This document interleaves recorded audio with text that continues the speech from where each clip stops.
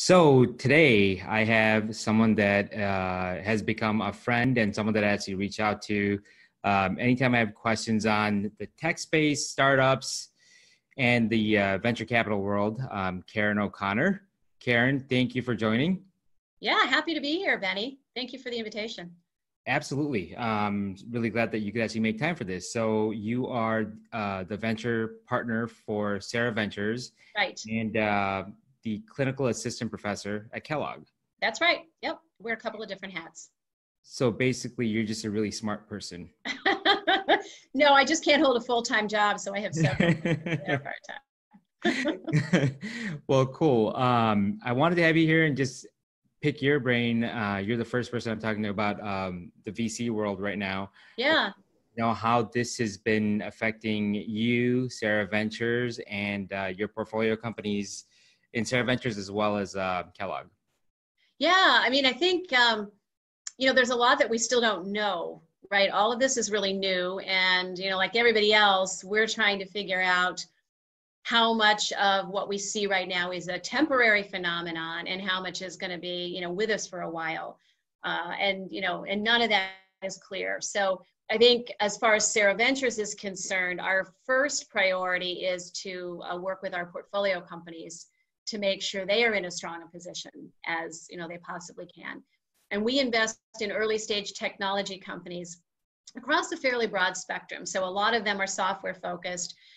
We also have some product-based companies. A lot of them are medical devices, and a fairly big ag tech portfolio as well. And what we see when we're talking with them is, really a variety of situations. Some of them have models that are more or less dependent on the economy doing well. In a down market, they're going to have to make some adjustments somewhere along the line. So that's a piece of it. And then we also have others whose, models, frankly, are benefiting right now from what's going on. And the telemedicine companies come to mind as kind of one segment. We also have an online learning portfolio company, Albert, and they're doing really well. Lots of inbound interest as kids are learning from home, and they've got a great solution. So now kind of a whole new group is finding out about that. So we're working with them to sort of say, how do you position? Do you need to start thinking about reducing expenses, or do we need to put some gas on the fire here and let you go out and really market hard? One of the companies that I work very closely with is called Backstitch. They have an employee communications platform that is multi-channel, very robust, but one of the very well-used channels, especially right now, is an app.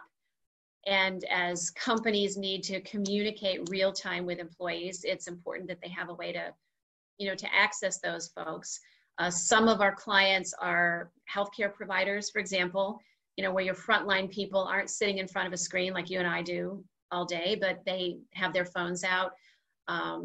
We also have a very large restaurant chain franchisee, with over 700 stores, and they are open for carry out and delivery and needing to communicate a lot of information around shifts and around safety and around training and packaging and you name it. So this app is being extremely well used right now. One of the healthcare clients actually worked with our dev team to build out a small sort of sub portal inside that's COVID focused. And the dev team thought it was such a cool idea that they took it to the other clients and offered to implement it for free, as a way of adding some additional value. So finding some ways to further cement some relationships that we already had, while we're still out selling. So, really a variety of responses.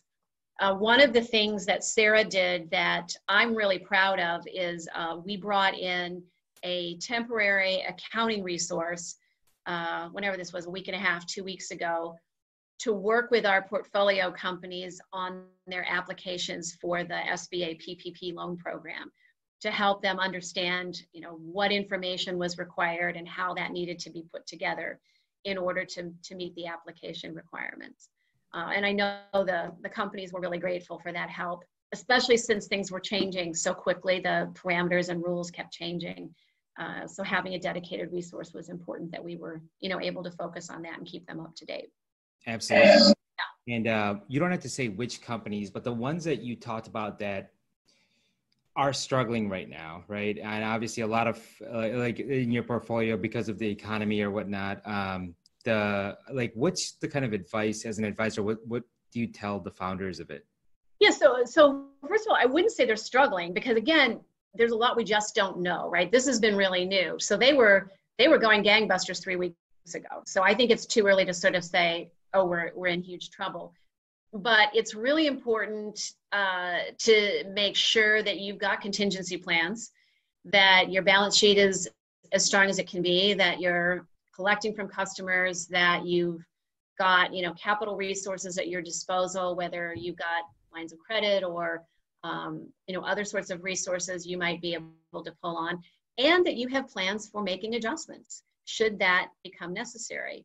And so, I advise every company to do that. As you know, Benny, I also do a lot of work in the middle market. And I think that's another area where we've seen, an amazingly impressive display of entrepreneurship out there. The companies I talk with are making all kinds of changes to, number one, make sure their people stay safe. But then number two, to make sure that they can get as much business done as possible. And, and doing some real smart things around that. What about some of those companies that have, I remember reading about the distillery that changed into like where they were just producing hand sanitizers, right? Yeah. You and I kind of brought that up. Yeah. And I get it, like some people want to just stay in business and they want to keep their people busy, take care of the people and add value to the community. But at what point does that become a risk for the actual business, and how do you advise people on that? Yeah, I think you have to be really careful about taking on temporary initiatives at the expense of your core business, right? My guess is that distillery is going to go back to being a full-blown distillery before too long. They don't intend to be in the hand sanitizer business forever. That was something they did for a lot of reasons, and I think that's great. So I do think it's really important to be thoughtful. Should companies be torquing their entire business model around a COVID response?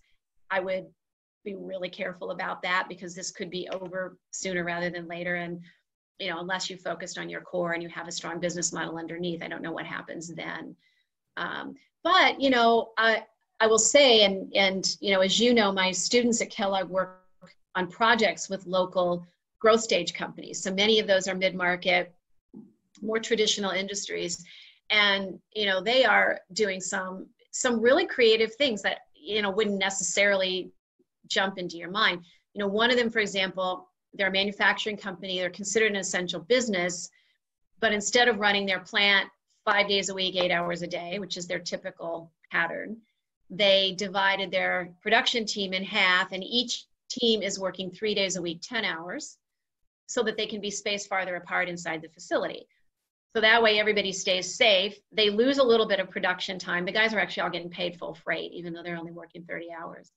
But it was a way to continue production, continue employing everybody, but having everyone stay safe at the same time. So, I thought that was pretty cool that they had come up with that. And that's just sort of one example of some of the things I'm seeing. It's funny because I interviewed Kristen Prince yesterday. She's the managing partner and founder of the Prince Law Firm. They deal with employment law. She used that exact same example as a suggestion on what companies could do to keep people working and create that space that they need. So, but she had it where one group works 1 week and then get furloughed the week after, and then kind of switch. Cool. I feel like every single time I sit down and talk to you, I'm like one of your students, where I actually like soak it in and I just listen and I just learn. So I really appreciate that. And I appreciate what you had to say here. So